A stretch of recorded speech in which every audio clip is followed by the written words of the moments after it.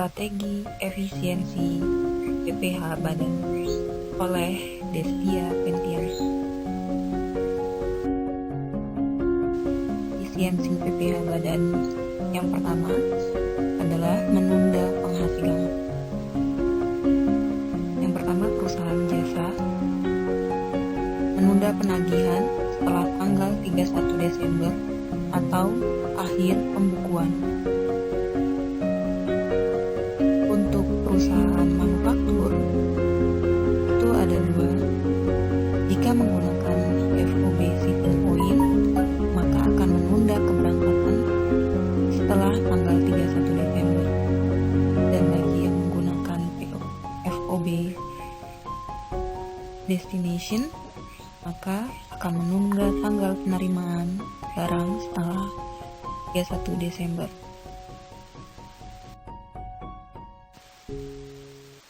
Yang pertama, kita akan melihat strategi efisiensi PPH Badan dengan menunda penghasilan. Yang A, menunda PPH Badan pasal 29 selama 1 tahun, dan yang B adalah menunda angsuran PPH pasal 25 selama 1 tahun. Berikut disajikan data di mana tabel ini tidak ditunda dan yang ditunda. Kita lihat berdasarkan data, ada PKP yang tidak ditunda sebesar 120 miliar dan yang ditunda sebesar 110 miliar. Ini diperoleh dari ada penundaan penghasilan yang ditunda sebesar 10 miliar, sehingga data PKP yang tidak ditunda ada 120 miliar dan yang ditunda adalah 110 miliar. Kemudian kita akan menghitung PPH terutang yang diperoleh dari 25% dikali dengan PKP, sehingga untuk yang tidak ditunda diperoleh nilai sebesar 30 miliar dan yang ditunda sebesar 27 miliar 500. Berdasarkan data ini, ada data kredit pajak sebesar 15 miliar. Itu adalah kredit pajak untuk PPH pasal 25, 23, 24. Berdasarkan data juga ada data tentang PPH yang dibayar sendiri, yaitu pasal 25 sebesar 10 miliar. Sehingga kita dapat menghitung PPH kurang bayar atau pasal 29 sebesar 5 miliar untuk yang tidak ditunda dan 2 miliar untuk yang ditunda. Untuk menghitung angsuran PPH pasal 25, kita menghitung dari PPH terutang dibagi dengan 12 bulan. Untuk yang tidak ditunda diperoleh nilai 1 miliar 250 yang diperoleh dari 30 miliar dibagi 12. Untuk yang ditunda, kita memperoleh angsuran PPH pasal 25 sebesar 1 miliar 41.666.667 yang diperoleh dari 27 miliar 500 dibagi dengan 12 bulan. Sehingga kita dapat menghitung penghematan pajak untuk PPH pasal 29. Itu penghematan pajak senilai berapa persen bunga deposito yang sedang ada di pasar dikali dengan 3 miliar. 3 miliar diperoleh dari PPh kurang bayar pasal 29 yang tidak ditunda dikurang dengan yang ditunda. Kemudian untuk menghitung tax saving dari PPh pasal 25, kita peroleh nilainya adalah bunga deposito dikali 12 dikali dengan 208,3 juta yang diperoleh dari angsuran PPh pasal 25 yang tidak ditunda yang sebesar 1.250 dikurang dengan angsuran PPh pasal 25 yang ditunda sebesar 1.441.667. Strategi efisiensi PPh badan yang kedua yaitu mempercepat pembebanan biaya. Untuk perusahaan jasa, mempercepat ditagih sebelum tanggal 31 Desember atau akhir pembukuan. Untuk perusahaan manufaktur atau trading dengan dua metode. Jika menggunakan FOB shipping point, maka mempercepat tanggal keberangkatan barang sebelum tanggal 31 Desember. Dan jika menggunakan FOB destination, mempercepat tanggal penerimaan barang sebelum tanggal 31 Desember. Strategi efisiensi PPh badan yang ketiga adalah mengoptimalkan kredit pajak yang diperkenankan. PPh yang dapat dikreditkan selain PPh pasal 25 adalah PPh yang dibayar sendiri atau yang dipungut oleh pihak lain yang sifatnya tidak final, antara lain yang pertama PPh pasal 22 atas impor, yang kedua PPh pasal 22 atas pembelian solar dari Pertamina, yang ketiga PPh pasal 23 bunga dari non-bank, royalti, dan yang keempat PPh pasal 24 yang dipotong di luar negeri, yang terakhir STP PPh pasal 25 baik yang sudah atau belum dibayar.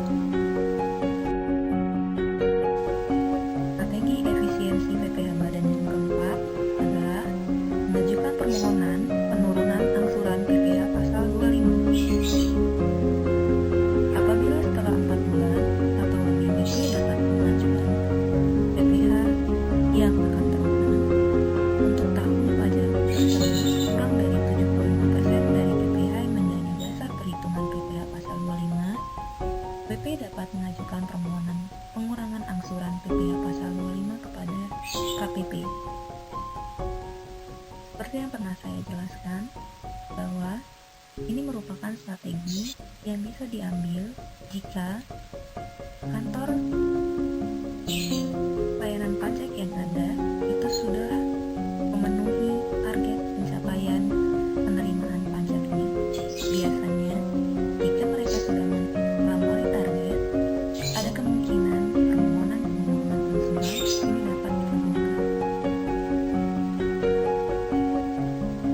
Sedangkan syarat yang harus dilengkapi itu adalah ada pengajuan secara tertulis. Kemudian yang kedua, lampiran perhitungan besar PPh yang akan terima berdasarkan perkiraan penghasilan penerima diperoleh.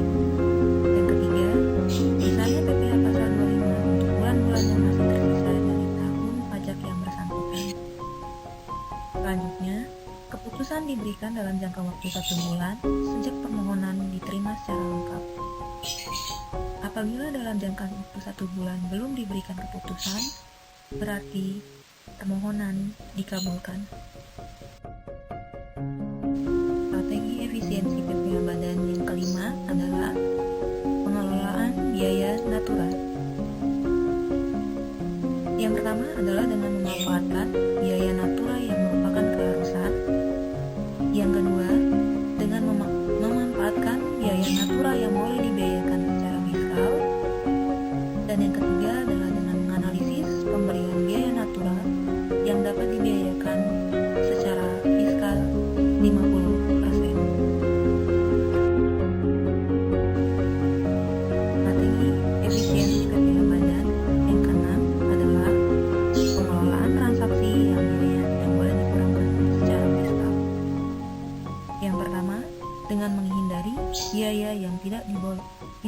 dikurangkan secara fiskal. Dan yang kedua, dengan merubah kebijakan dari biaya yang tidak boleh dikurangkan menjadi biaya yang boleh dikurangkan secara fiskal. Strategi efisiensi PPh Badan yang ketujuh adalah dengan pengelolaan transaksi yang berkaitan dengan pemberian kesejahteraan kepada karyawan. Caranya sama dengan contoh perlakuan PPh yang diberikan kepada karyawan sebagai tanggungan, natura, atau tunjangan pajak, yakni dengan memanfaatkan biaya natura yang merupakan keharusan, dan yang kedua, memanfaatkan biaya natura yang boleh dibiayakan secara fiskal, dan menganalisis pemberian biaya natura yang dapat dibayarkan secara fiskal 50%.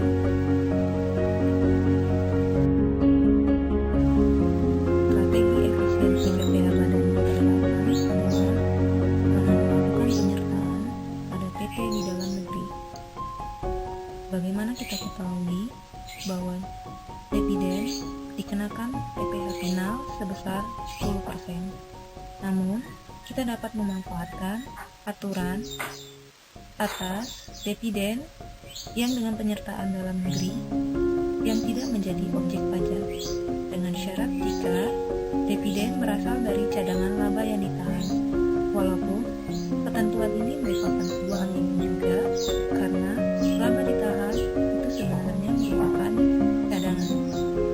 Yang kedua, dengan kepemilikan saham minimum 25% dari jumlah modal yang disetor.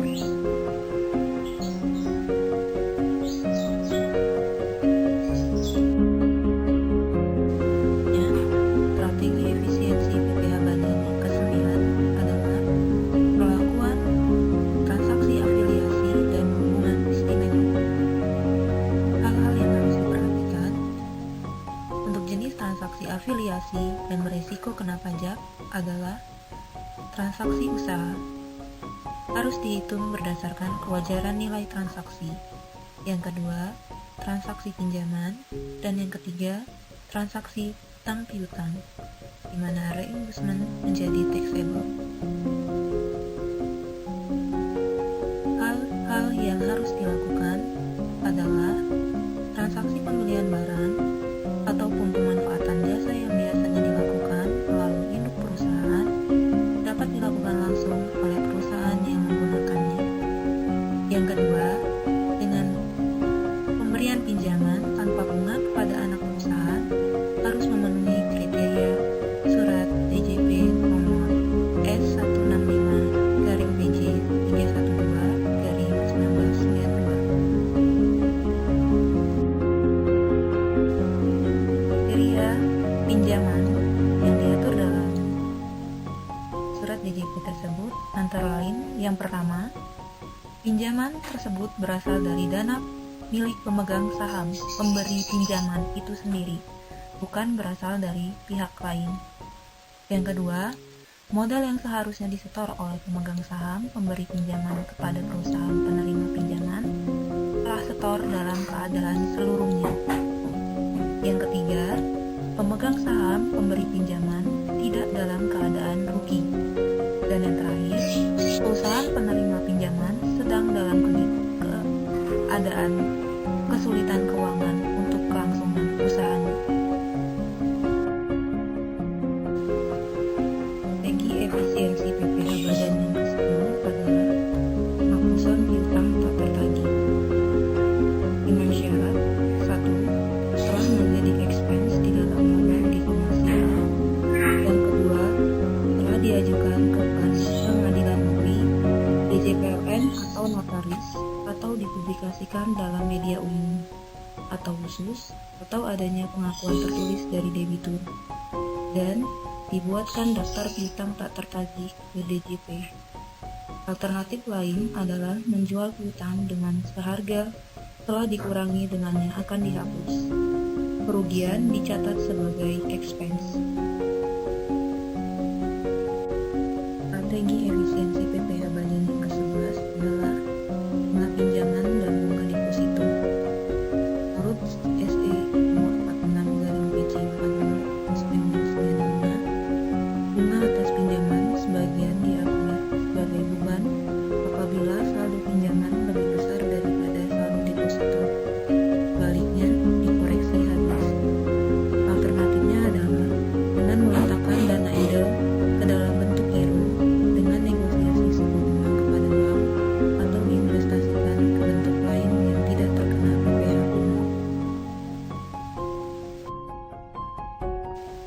berdasarkan SE 46-PJ tahun 1992. Apabila rata-rata pinjaman sama dengan atau kurang dari rata-rata deposito, bunga atas pinjaman tersebut seluruhnya non-deductible. Namun, apabila rata-rata pinjaman lebih besar dari rata-rata deposito, bunga yang deductible adalah bunga atas selisih rata-rata pinjaman dikurangi rata-rata deposito. Berikut adalah contoh dari penerapan surat edaran 46 tersebut. Tahun 2016, PT PAN meminjam uang sebesar 200 juta dengan bunga 20%. Schedule pengambilan pinjaman tersebut adalah sebagai berikut. Bulan Februari sebesar 125 juta, bulan Juni sebesar 25 juta, dan bulan Agustus sebesar 50 juta. Samping itu, PTA juga mempunyai deposito sebagai berikut. Februari sampai Maret sebesar 25 juta, April sampai Agustus sebesar 46 juta, dan September sampai Desember sebesar 50 juta. Hingga jumlah yang ditanyakan adalah berapa bunga yang deductible.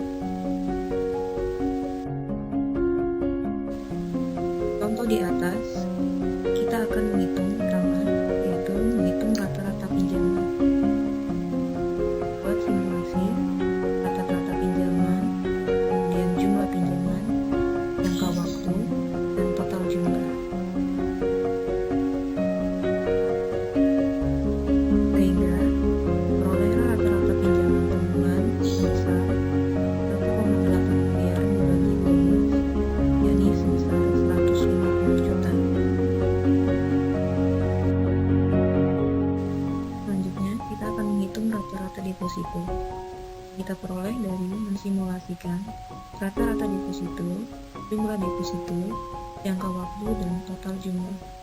Diperoleh rata-rata deposito per bulan sebesar 480 juta dibagi dengan 12, sehingga jumlahnya adalah 40 juta. Diperoleh bahwa ternyata rata-rata pinjaman per bulan lebih besar daripada rata-rata deposito per bulan, sehingga ini memenuhi poin kedua dari SE nomor 46. Jadi, jika rata-rata pinjaman per bulan lebih besar dari rata-rata deposito per bulan, maka biaya yang dapat dikurangkan adalah biaya bunga dikali dengan selisih antara rata-rata pinjaman per bulan dikurang dengan rata-rata deposito per bulan, sehingga diperoleh nilai 20% dikali 150 juta dikurang 40 juta, sehingga diperoleh nilai 22 juta. Itu adalah biaya yang dapat dikurangkan. Kecualian dari penerapan SE 46. Yang pertama, dana pinjaman ditempatkan dalam bentuk rekening giro. Yang kedua, adanya keharusan untuk menempatkan dana dalam bentuk deposito, misalnya cadangan dana reklamasi. Yang ketiga, dapat dibuktikan bahwa deposito dan atau tabungan tersebut berasal dari tambahan modal atau sisa laba setelah pajak. Strategi efisiensi PPh Badan yang ke-12 adalah pelakuan biaya entertainment. Biaya entertainment hendaknya dibuat daftar nominatif dan dilampirkan dalam SPT tahunan PPh Badan. Berikut adalah teknis daftar nominatif. A. Nomor urut. B. Tanggal entertainment dan sejenisnya. C. Nama tempat entertainment dan sejenisnya. D. Alamat entertainment dan sejenisnya. D. Jenis entertainment dan sejenisnya. E. Jumlah entertainment dan sejenisnya. G. Relasi besar entertainment dan sejenisnya. Dalam hal belum ada pada saat penyampaian SPT, tetap dapat dibiayakan kepanjang daftar nominatif ada pada saat diperiksa. Pemilihan metode depresiasi atau penyusutan, apakah dengan metode saldo menurun atau metode garis lurus. Kalau berdasarkan secara kasat mata dengan menggunakan saldo menurun. Tentunya pada tahun-tahun awal pembebanan laba menjadi lebih kecil, sehingga berdasarkan data tersebut bisa saja perusahaan lebih memilih alternatif menggunakan metode saldo menurun dibanding dengan metode garis lurus. Strategi efisiensi PPh Badan yang ke-13 adalah pemisahan usaha atau spin-off.